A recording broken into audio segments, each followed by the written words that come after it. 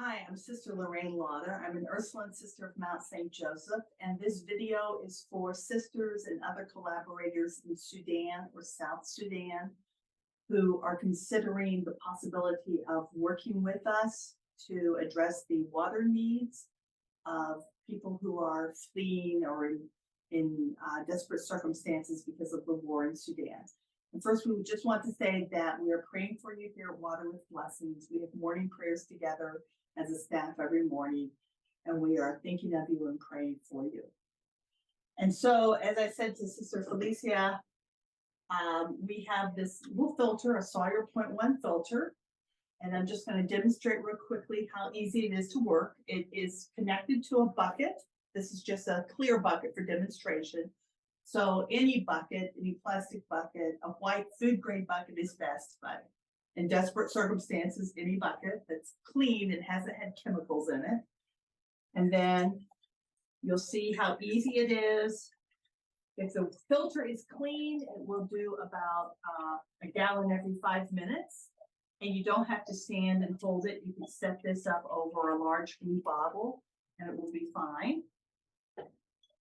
Okay, so anyway, we have a lot of water here. This water actually comes from a creek nearby. It's quite contaminated, and just to show you my absolute confidence in this filter, which is the Sawyer 0.1 filter, I'm going to drink some. We've had mothers and children, very young children, drink this all over the world. Team members who drink it every day in Haiti, for example. Nobody ever gets sick from this water. It removes 99.99999% of all biological contaminants. Will not remove chemical contaminants, but that's because you cannot just filter out chemical contamination. If chemicals can be tasted in water, that's the point where we want to be concerned about immediate danger. Long term, there are chemicals that we don't taste in water that cause problems as well, especially, for example, for kidneys, dealing with mine contamination.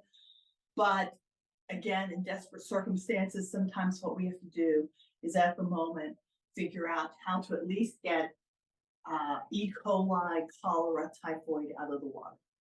So now I'm going to show you real quickly how easy it is to keep this filter cleaned out, because that's the difference between life and death for the filter. The filter will last only a few weeks if it is not kept cleaned out. And it will start just dripping rather than flowing. And that water is still perfectly clean, but it's very slow. And, you know, eventually people will lose patience. But if the filter is kept cleaned out, then it will do its job. It's basically guaranteed for a lifetime. And this filter we put in the hands of mothers who are willing to serve as water women. Sometimes it takes a little while to set up that kind of program in a disaster, but even in a disaster, it's worthwhile trying to find women who are willing to filter for others and share the filter and see that as a role that God is giving them. So I have here enough water to fill up a syringe at least 3 or 4 times.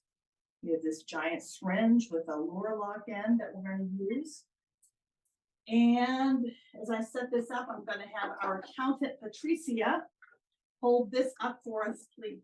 Please, Patricia, just hold that up. And now we're going to back flush. We're going to flush backwards through here.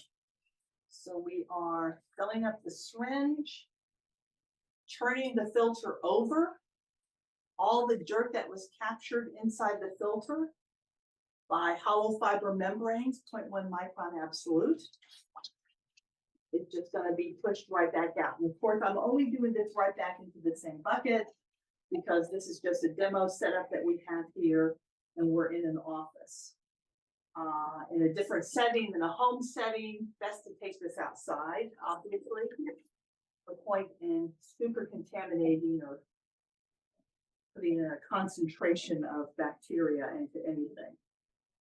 Say this, I think this has a concentrated bacteria load now. So there you have it. It's just as simple as at least 3 times filling up that syringe, I have long fingers and big hands, and so I'm used to doing it one-handed. Other people have to usually set that down. And then pushing it back with force. And then if it's been really super muddy water, we want to kind of tap that filter against hands like that, but just gently, not with a lot of force.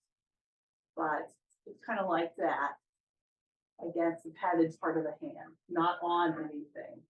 And let's do one more back flush. See if that gets us any more dirt out. Oh yeah, that was definitely dirtier. So the more that we flush until the point that we see clear water coming out, the better. We have used these filters for 15 years with some women in Honduras, and they came to a celebration party in February this year. And we had women there who had had their filters for 15 years, and those filters were still flowing and still serving many people with very safe water. So we will be in touch through Sister Felicia and others. And thank you. God bless.